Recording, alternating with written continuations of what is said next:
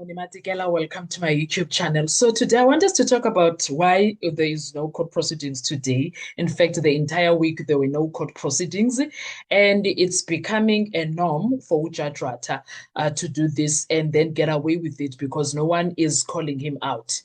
I I honestly think it's because no one calls him out, okay? Because Sana, there is no way. This is the same judge that was always talking about how the JP this, the JP that wants the case to be concluded ASAP. Now, just because Justice Mlambo is no longer the JP, Ujadwata has been doing whatever he likes in that courtroom. And Ujadwata does not even refer to JP Ledwaba as the JP. He doesn't speak about the JP ever since it became Justice Ledwaba. I don't know what's up with that, but I've noted it long before, and I've been ever since he became the JP. He doesn't speak about him. He doesn't even say my friend this, my friend that, because he used to say my friend this or my brother that. Luto ngegama Ledwaba san. Anyway, now, this adjournment is raising a lot of questions now, big questions also. This was supposed to be one of the simplest court appearance ever, but now things have turned out to be what they are, and we don't understand. Instead, what unfolded was a 5-minute sitting, an unexpected adjournment, a postponed ruling, and interpretation controversy, and yet another interruption in a trial that has already been repeatedly criticized for taking too long. And this is the big question. The big question is not whether the judge should attend a memorial service. Of course, he should do that. We don't have a problem with that. But what we did not understand, why the entire week is not sitting. He did not sit on Monday. There was a memorial service or something. I don't know. He went to a funeral and I don't know what was happening on Sunday, on Monday. And then on Tuesday, he comes, then 5 minutes, and then he's out, not giving specific reasons as to why all of this is happening. Now, the real question is, why does the court's own time suddenly become flexible when everyone else has been told that this trial cannot afford delays? That is where I am standing and I'm not understanding. Now that everyone was told, and now it's Jadwata and he's not even giving reasons. Let's dissect that, because now it's giving, I do what I like. No one is going to tell me anything. Don't question me. Okay. Firstly, the ruling was ready to be delivered, but it wasn't. So we don't know what's going on because he changed on the last minute. The court had reached a critical stage. The ruling was expected to mark the commencement of the next phase of the proceedings. Everybody had come to court expecting movement. Instead, the court effectively said, let's proceed after the ruling, because it was just, everything that was happening was just questionable, okay? Now, then comes the bombshell. There will be no sitting until Monday the 31st. The entire week goes free. No reasoning behind that, no proper reasoning behind that. In fact, there was absolutely no reasoning because there was none that was given. That means another interruption before the court even gets into the substantive proceedings. This is important because the Meyiwa trial is not an ordinary case being heard quietly in the background. It is one of South Africa's most closely watched criminal trials. Every lost day matters. Every postponement matters. Every unexplained interruption becomes part of the larger question. Why is this trial taking so long? And Ujadwata seems not to care about that. Secondly, the human side of it. We understand. We understand that, yeah, somebody passed away, condolences must come first, of course. But let's be absolutely fair about all of that. The judge explains that he is attending a memorial service of his sister, a fellow judge, not necessarily his biological sister. There is nothing controversial about attending the memorial service of a colleague you considered family. Absolutely nothing wrong with that. Death is death, grief is grave, and nobody should attack a person for mourning. There's nothing wrong with that. But this is where I am not understanding, because now we need to separate sympathy from accountability. We really do. You can sympathize with the judge and still question the management of the court schedule. We can do that. There's nothing wrong with that. Those are not mutually exclusive. The issue is not why are you attending the memorial. The issue is, could the court have handled the ruling and the day schedule differently before adjourning for several days?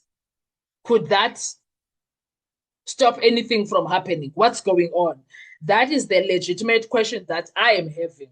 I don't know about you. I want to hear from you. What are your thoughts when it comes to that? Don't you think Ujadrata could have proceeded, given his ruling, proceeded with yesterday's business, and then at 2 o'clock go to the memorial, and then come back today and continue with the court proceedings? What's going on? Why are we not sitting? Now, thirdly, the interpretation issue for me. Ujadrata does all of this. They speak amongst each other as lawyers. Him as the judge, the state, the defense lawyers. And then the next thing, he gets up and go. He gets up and go. The accused don't know what's going on. No one is saying anything to them. Because for me, then that came as a remarkable observation for me, because what I saw was that the accused needed to understand what was happening. The accused needed whoever was the interpreter that day, yesterday, to come and interpret to them what just happened, because no one was telling them what was happening. And suddenly we have a constitutional issue because Ujadrata did not allow interpretation to take its place. The accused are sitting there looking everywhere else because they don't understand what is going on. The judge announces adjournment. The judge gets up and go. He leaves. But were the accused properly informed through interpretation that the court will not sit again today, which was Tuesday, and it will sit only next week, Monday, the 31st of August, 2026. The ruling had been postponed. Proceedings were effectively suspended until the following week. No one explained that in a manner that is like legally right. It did not happen. This cannot simply be treated as a minor technicality. An accused person in a criminal trial has the right to understand proceedings sufficiently to participate meaningfully in their own case. You cannot have a situation where lawyers understand that the court is adjourned until Monday, while the accused are left trying to work out, wait, what just happened? Are we coming back tomorrow, next week, when? What's going on? That is a big deal. That is a big deal that was supposed to be sorted out in that courtroom of Ujadrata. Now, the court speaks, the lawyers understand, the court leaves, but what do the accused understand? That is the question that I have. Of course, the full record will be needed to establish whether interpretation was provided through another mechanism or afterwards. But based on the exchange alone, then my criticism is understandable and is warranted, because he left. He left without them understanding procedurally what is happening. He was supposed to sit there, allow whoever was an interpreter to actually do the translation to the fullest, and then adjourn. That was very problematic. Now, the biggest problem is the double standard. For me, there's double standard in that courtroom of Ujadrata, because I can't even understand. Yeah, but for months the trial has existed under the shadow of delay. The court has repeatedly had to deal with postponements, applications, absent witnesses, legal arguments, procedural disputes, and interruptions.